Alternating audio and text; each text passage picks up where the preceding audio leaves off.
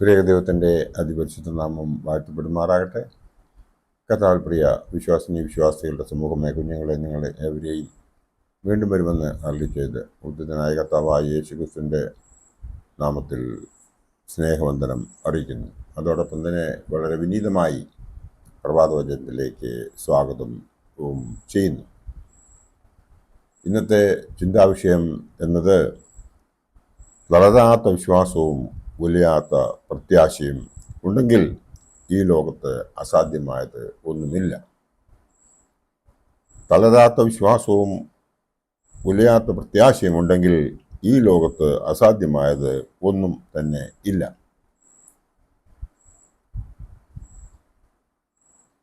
പരിശുദ്ധനായ പൗലോസ് ശ്ലീഹാ കൊരിന്ത്യർക്ക് എഴുതിയ 1-ാം ലേഖനം 13-ാം അധ്യായം 13-ാം വാക്യത്തിൽ ഇപ്രകാരം പറയുന്നു: ആകയാൽ വിശ്വാസം, പ്രത്യാശ, സ്നേഹം ഈ മൂന്നും നിലനിൽക്കുന്നു. ഇവയിൽ വലിയതോ സ്നേഹം തന്നെ. അമേരിക്കയിലെ പ്രസിദ്ധനായ ഒരു ഫിഷോക്കാരനാണ് ഡോക്ടർ ഡേവിഡ് സ്റ്റെയിൻബർഗ്. മാരകമായ രോഗം ബാധിച്ച അനേകരുടെ അവസ്ഥയും അനുഭവവും സൂക്ഷ്മമായി നിരീക്ഷിച്ച ശേഷം അദ്ദേഹം പ്രസ്താവിക്കുകയുണ്ടായി: പലരും നമ്മുടെ പ്രതീക്ഷയ്ക്കും സങ്കല്പത്തിനും അതീതമായി വർത്തിക്കുന്നു.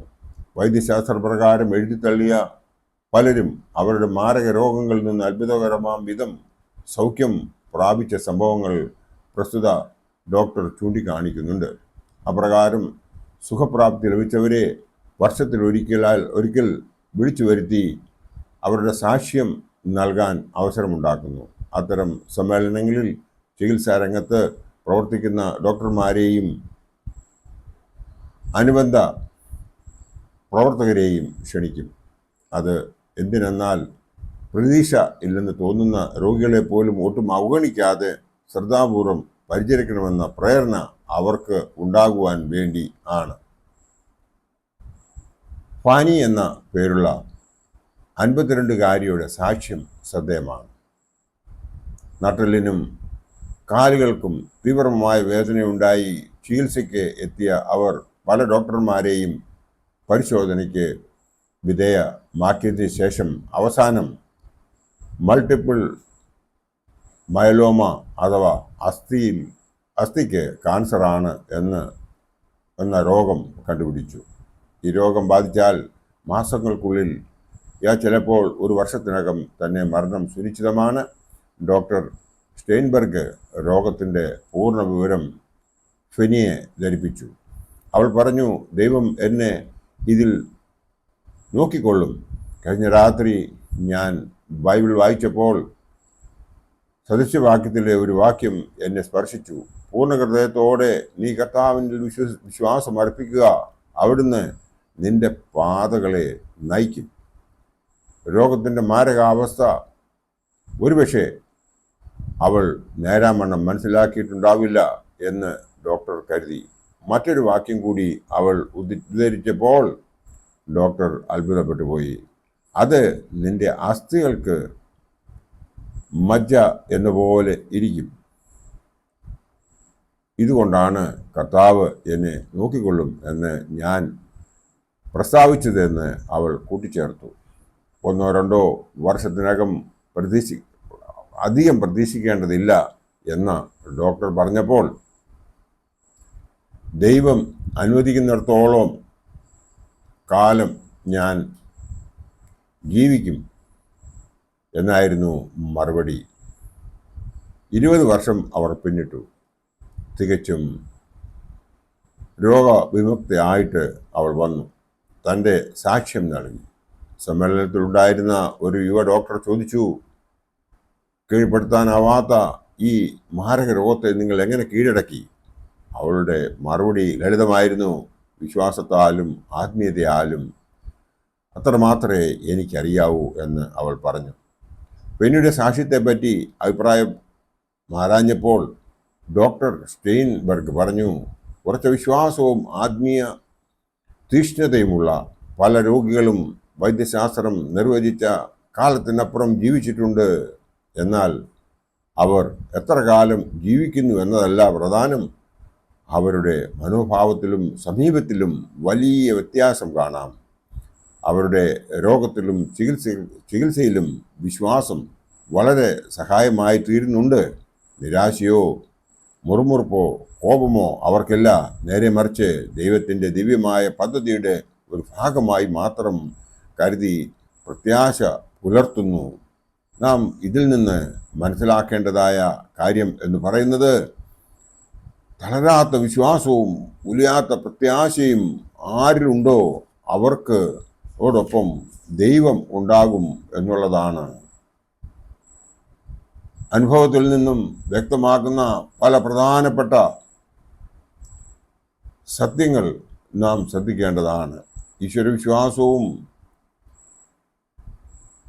ആത്മീയമായ കാഴ്ചപ്പാടും രോഗശമനത്തിന്, സുഖപ്രാപ്തിക്ക് വലിയ പങ്ക് വഹിക്കുന്നുണ്ട് എന്ന് ഈ ഉദാഹരണത്തിൽ നിന്നും നമുക്ക് മനസ്സിലാക്കുവാൻ സാധിക്കും. അതുപോലെ തന്നെ ശുഭാപ്തി ചിന്തയോടുകൂടിയ ആത്മവിശ്വാസം വളരെ നല്ല ഫലം ഉളവാക്കുമെന്നും നമുക്ക് മനസ്സിലാക്കാം. അതുകൂടാതെ നാം മനസ്സിലാക്കേണ്ടത് ഒരു കാര്യം, രോഗിയെ ശുശ്രൂഷിക്കുവാനായിട്ട് നിൽക്കുന്ന ആളിൻ്റെ ആ റോളും വലിയതാണ്. കാരണം ആ റോളിലൂടെയാണ് അവരുടെ മനോബലം അപ്പാകുന്നത്, ഉയരുന്നത് എന്നുള്ളതിന് യാതൊരു സംശയവുമില്ല. അങ്ങനെ മനോബലം ഉയരുന്ന വ്യക്തിയാണ് വൈദ്യശാസ്ത്രം തള്ളിക്കളഞ്ഞിട്ടും അവർ തിരികെ ജീവിതത്തിലേക്ക് കടന്നു വരുന്നത്. 1 സ്നേഹം, 2 സന്തോഷം, 3 സമാധാനം. ഈ 3ഉം കൂടി ഒന്ന് ചേരുമ്പോഴാണ് പരിശുദ്ധനായ പൗലോസ് ശ്ലീഹ പറയുന്ന ആ വലിയ സംഗതി അവരിലേക്ക് കടന്നു വരുന്നത്. അതായത് ആകയാൽ വിശ്വാസം, പ്രത്യാശ, സ്നേഹം, ഈ 3ഉം നിലനിൽക്കുന്നു, ഇവയിൽ വലുതോ സ്നേഹം തന്നെ. സ്നേഹം ലഭിക്കുന്ന ഒരു വ്യക്തി യഥാർത്ഥത്തിൽ അത് ആശ്വസിക്കുന്നുവെങ്കിൽ ദൈവം അവർക്ക് ഒരു പ്രത്യാശ കൊടുക്കും എന്നുള്ളതിന് യാതൊരു സംശയവുമില്ല. ആ പ്രത്യാശയിലൂടെ അവർക്ക് ഈ ലോകത്തിലെ ജീവിതത്തിലേക്ക് തിരികെ വരുവാൻ സാധിക്കും. നിരാശയാണ് ഈ ലോകത്തിൽ എല്ലാറ്റിനും കാരണം. അത്യാഗ്രഹമാണ് ഈ ലോകത്തിലെ എല്ലാറ്റിനും കാരണം. അതായത് അത്യാസന്ന നിലയിൽ കഴിയുന്നവർ ദൈവത്തിൽ തന്നെ സമർപ്പിക്കാതെ അവർ വൈദ്യശാസ്ത്രത്തിൽ വിശ്വസിക്കുകയും ദൈവത്തെ തള്ളിപ്പറയുകയും ചെയ്യുന്ന അനേക രോഗികളെ നമുക്ക് കാണുവാൻ സാധിക്കും. കർത്താവേ, ഞാനൊന്നും ചെയ്തില്ലല്ലോ, എനിക്ക് മാത്രം ഈ അസുഖം എന്തുകൊണ്ട് വന്നു എന്ന് ചോദിക്കുന്ന അവിശ്വാസികളായ പലരെയും നാം ഹോസ്പിറ്റലിൽ സന്ദർശന സമയത്ത് നമുക്ക് കാണുവാൻ സാധിക്കും. അത് സംഭവിക്കാതിരിക്കണമെന്നുണ്ടെങ്കിൽ അവരുടെ വിശ്വാസ ദൃഢത വളരെ ആഴമേറിയതായിരിക്കണം.